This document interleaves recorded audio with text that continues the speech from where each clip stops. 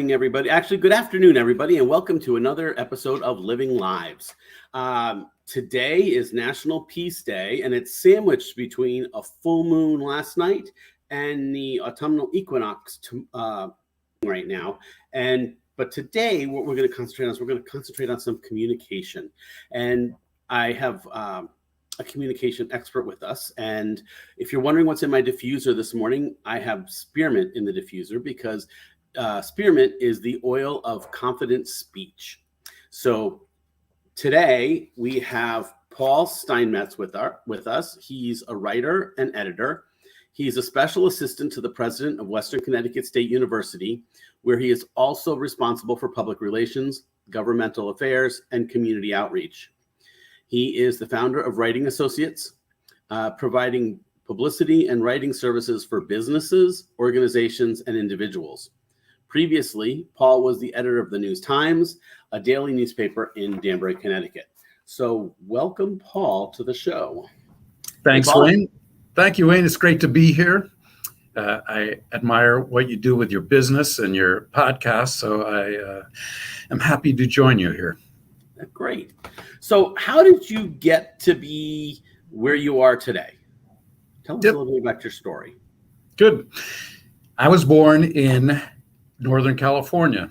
So I had no idea that the rest of the world wasn't full of understanding and warm-hearted people, because that's how we all were out there. I moved out after I went to college at San Francisco State University. I majored in journalism. I kind of discovered that in college. I had no idea what I wanted to do after high school and an undistinguished high school career. And I stumbled into journalism and loved it, and have made a career of that for a long time. So I graduated college, worked at a little wire service out there based in San Francisco and Oakland. And there are a lot of big stories out there. So I had a good time for a few years and finally decided that I wanted to move on to a big newspaper. The San Francisco Chronicle and the Examiner didn't hire me. In fact, they balled up my resume and threw it in the trash because I only had 3 years of experience. So I decided, hey, I'll move east. I'll try figuring out what's going on in the rest of the world. And by happenstance, I ended up in Danbury, Connecticut, working for the News-Times as a reporter. By the way, I never advise anyone to do this. I was 25, 24, loaded up my car, couldn't see out the back the back window because there was so much stuff in the car. Drove across the country with absolutely no idea what I was doing. It did turn out well. I made my life out here. I met my wife about 6 months after I moved here. We have 4 kids, the house, the whole thing, and never moved back to California. I worked at the News-Times as a reporter for several years and then moved up the editing ranks. I spent my last 10 years there as editor of the whole newsroom, which was very interesting. When you're editor, you're kind of have your neck on the chopping block the entire time, just waiting for the knife to come down. And it finally came down. And a couple of months later, I ended up at Western Connecticut State University running the public relations department. And that is a lot like journalism from the other side. You think about what kind of stories would work well for your audience and prepare them for media. The media picks them up and you get your story out that way in a lot of ways. I also speak in front of TV cameras and things like that. So right now I work in the president's office. I help him with special projects, but I'm still the university spokesman. And I also, about 5 or 6 years ago, started my own small business as a writing consultant for other businesses. So I do a lot of blogging, website copy. I'm working on a white paper now, and help businesses communicate to customers about what they do and potential customers. Cool.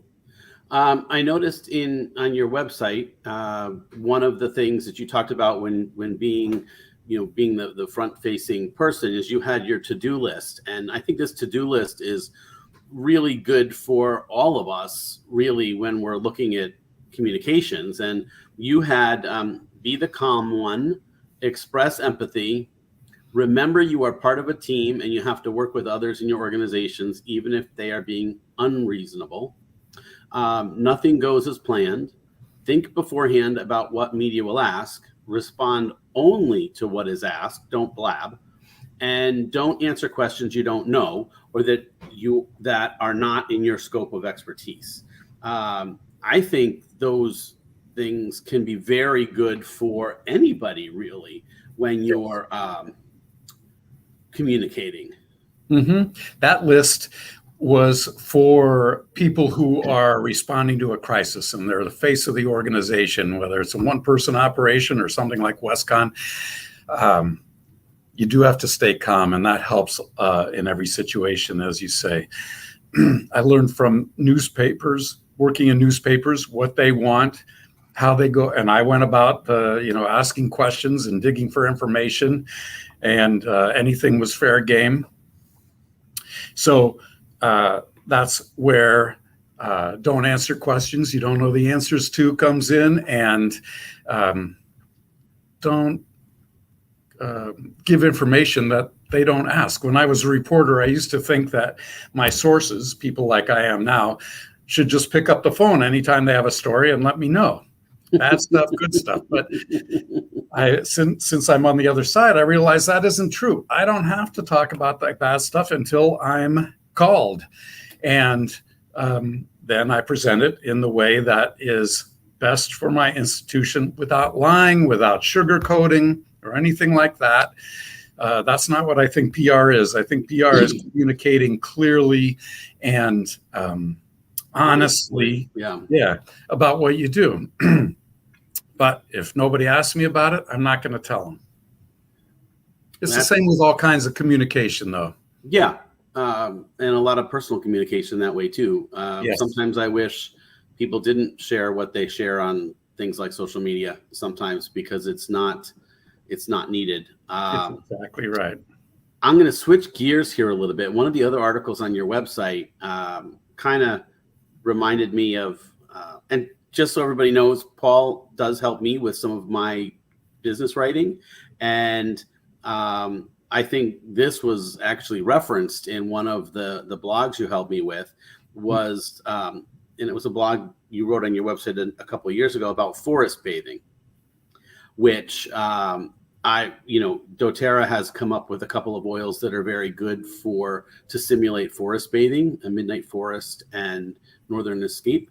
And they're two blends that are great for that. And you talked about what, forest bathing, or Shinrin-Roku, is a Japanese healing modality, actually. Mm-hmm. But I thought it was interesting in your article that when you were remembering it to talk about something else, all you could think of was tree washing. Not forest bathing. And that brings up the importance of choosing proper words. Yes. Because tree washing and forest bathing sound completely different to me, just looking at the terms. So yes. Can you talk a little bit about the importance of choosing words and why you choose certain words for one group and something else for another? The audience, first I think about the audience. Who am I trying to reach and communicate with? In a very basic sense, if I'm writing something about an engineering project for an audience of engineers, I'll write it with a lot more jargon. I am allowed to write it with a lot more jargon in it, and assume that my readers understand what I'm talking about. If I write about an engineering project for lay people, as I am, I need to figure out what the terms mean, what the engineers are doing, and explain it so that regular people can understand it, people with no background in engineering. When I wrote about I almost said tree washing, forest bathing. It was a relatively new concept for me, but I embraced because I go on hikes in the woods and it just seemed to make sense to me. I come out of the hikes feeling better. And I think that I realize that's probably one of the reasons. The chemicals that the trees emit is probably one of the things that made me feel good after hikes. So I was trying to explain forest bathing to people who might be a little skeptical. The average audience, I think, is not, doesn't understand essential oils and the benefits of those. They barely understand the benefit of exercise. So I was imagine writing to an audience of skeptics who would think, hey, this is a little woo-woo, and how to bring them along. Sometimes you do that with humor, as I tried to do in this case, and then conclude by showing them what the benefit, trying to convince them, in this case, what the benefit is.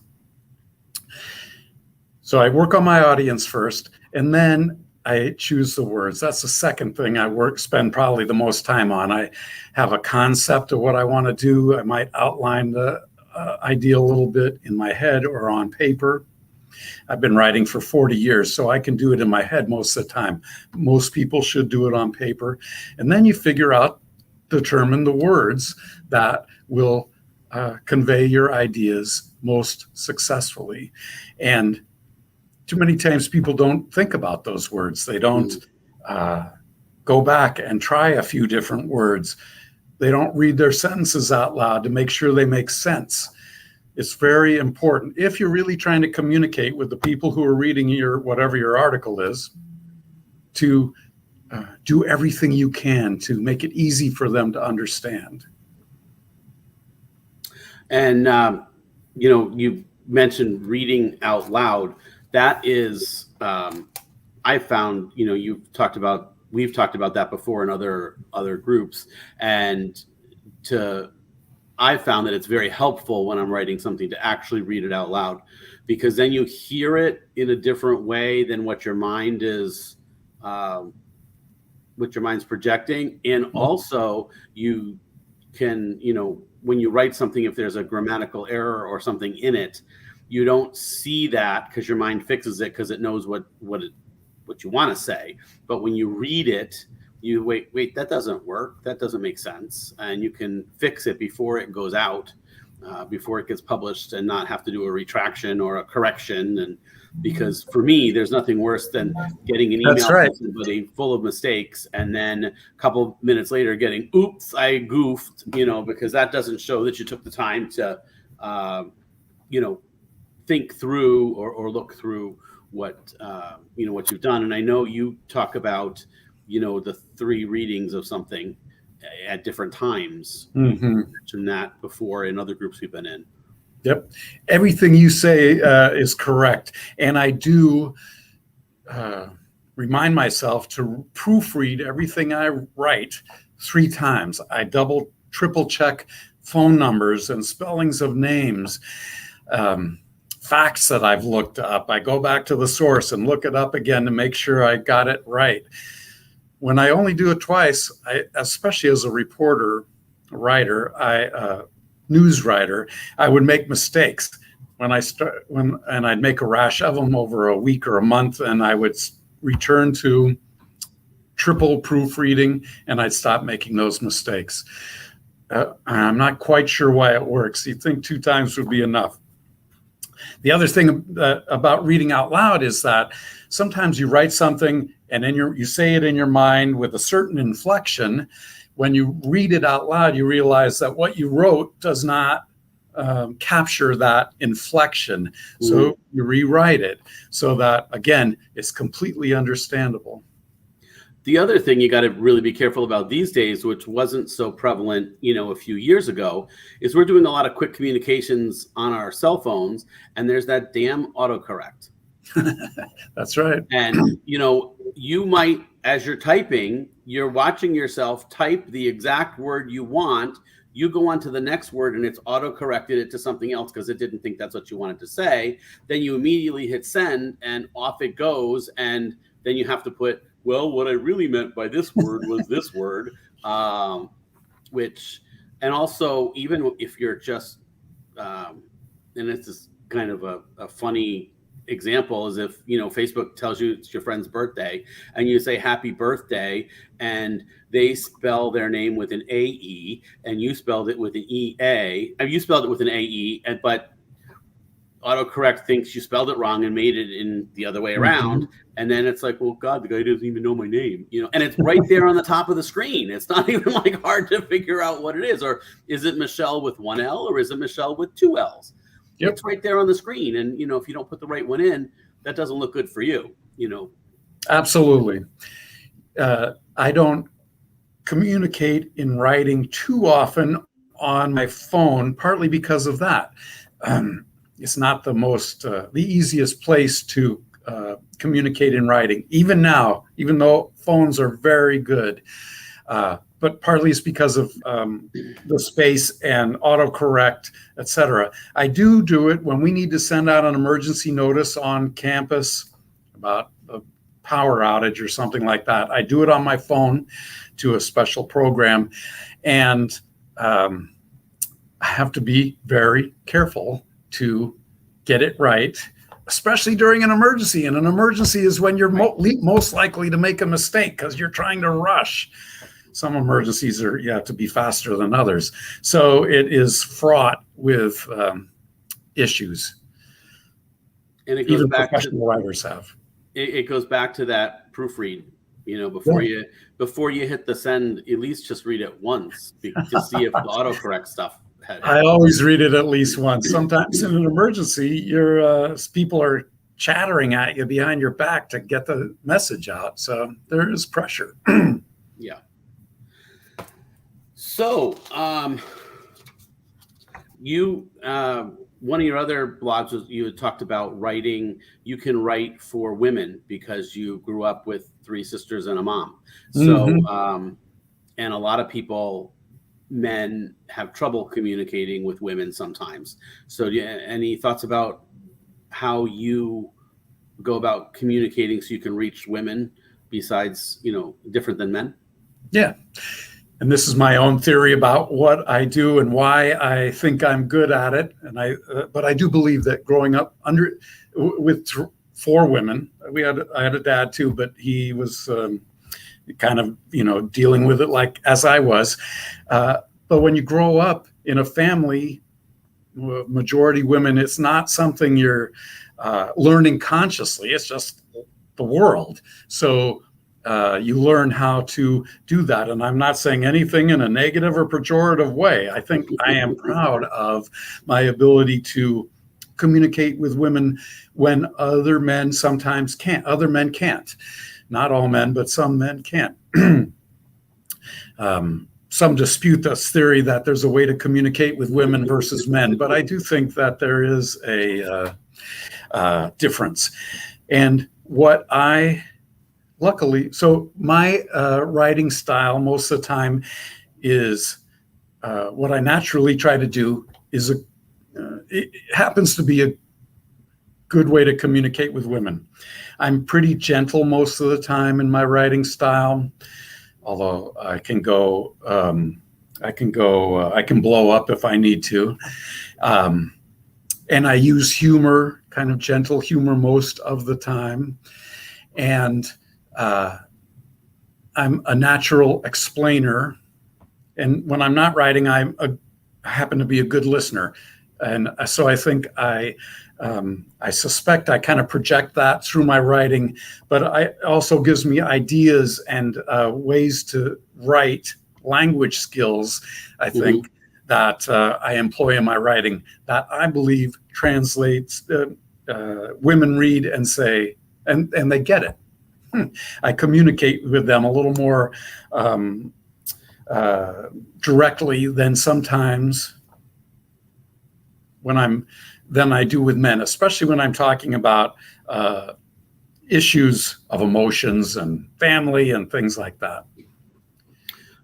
And it also brings up the topic of knowing your audience. If you're writing to you had mentioned earlier, writing to engineers, you can use a lot of jargon. If you're writing to the the business people in a business, not the engineers, and Right. how do you get the engineer's proposal across to them? But also, whether you're writing business to business or business to consumer, and there are certain words that educated people have to look up, and maybe Yes. not the best words to use in something like that. Whereas, a novelist might use some words that educated people would have to look up, but it's fine for a novel. Mm-hmm. But you don't want to have that when you're doing business writing. And again, clear and concise and efficient are things to look for in business writing. But so what type of people can you help with your work? I like to think that I can help anybody, any business person. My background as a journalist helps me with research, gathering information quickly and efficiently, and then being able to explain it to people. People who read newspapers are not looking to be lectured to or talked down to. They're looking to explain, to understand an issue, no matter what it is. And as a newspaper writer, you have to do that quickly too. So some people other writers, writing consultants roll their eyes at me when I say this because they specialize, but I believe I can take any business and write about it. I haven't met one yet that I haven't been able to do that with. Mostly I am just a consumer, but I can do it for business to business too. I have confidence in that. What's your most interesting type of business that you've written for? Mm-hmm. I have a long-term client who is a financial consultant, and I'm not a financial guy naturally. I went into writing, not math, and for a reason. And but I've learned what he does. He's good at explaining to me what he does, and I do research, and I am happy that I've been able to meet his expectations, and I think other people's readers' expectations, to explain the benefits of the financial products he's talking about. It's something that's complex that I've been able to simplify, so that I take pleasure in that. I did some work for a clinic that helped people get pregnant. That was interesting. There's a lot of science with that you need to know about before you start that process. But I heard you worked with this essential oil guy too. Yeah, I like working with you too. What I like doing is helping you as the purveyor of this, communicate with people about the good things you're doing, the things I know you are passionate about, and you're passionate about it because your knowledge of how they help people, and you like to help people. I like to be part of that process and help you convey that. That's how I get pleasure out of this. Cool. So I want to thank you for spending 20 or so minutes with me today. For those of you who want to get in touch with Paul and need help with any sort of writing, his website is on the screen there. It's also in the chat, paulsteinmetz.com. And Paul, thanks for joining me today. If you hang out in the green room for a second, I'll be right with you while I wrap up the show. I will. Thanks for having me on, Wayne. I appreciate it. Yeah. So what else is going on? One of the things that Paul says I'm passionate about some things, and one of the things that I'm really passionate right now is my mentor program that I've developed. And what it has is, let me just change the banner here. So it's a mentor program specifically designed for men, to help them connect back to themselves. And we use essential oils, we use self-care, we use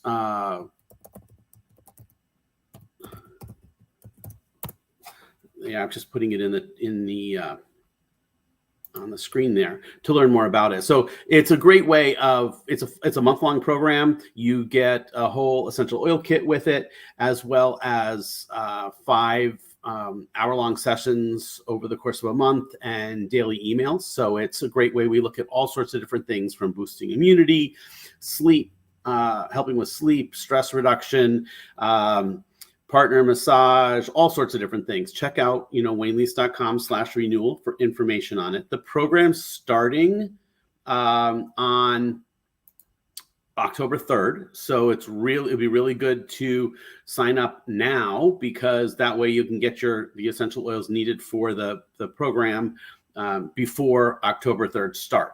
So you can go to my website there. I'll put it in the chat as well.